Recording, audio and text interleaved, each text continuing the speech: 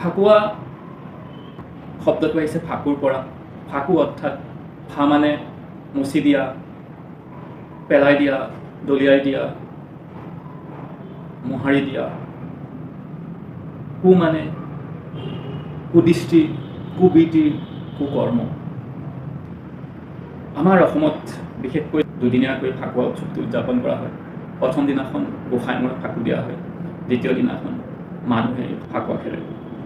গোসাঁই মূৰত ফাকুৱা দিয়া অৰ্থাৎ আমাৰ মনৰ কুচিন্তা, কুভাৱনা, কুকৰ্মবোৰ ভগৱানৰ শ্ৰীচৰণত অৰ্পণ কৰি ভগৱানৰ পৰা বৰদান আৰু আশীৰ্বাদ হিচাপে কুচিন্তা, কুভাৱনা, কুকৰ্মৰ প্ৰাপ্তি কৰা।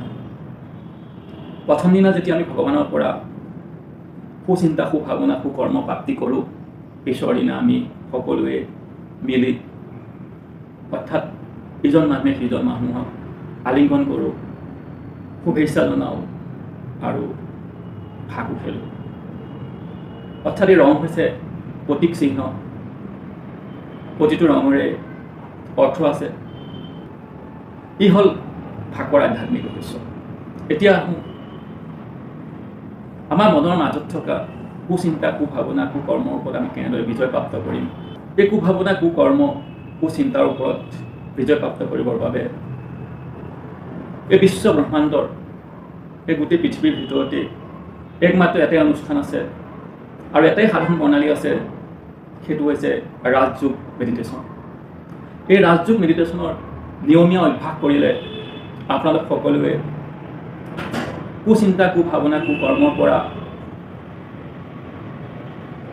বিজয়ী হ'ব পাৰিব। এই কুকৰ্ম, কুচিন্তা, কুভাৱনাৰ পৰিৱৰ্তে কুচিন্তা, কুভাৱনা, কুকৰ্মৰ জীৱনটো উপভোগ কৰিব পাৰিব।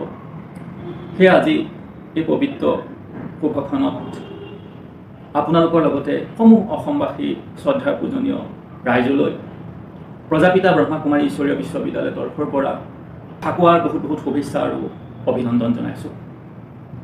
ওম শান্তি।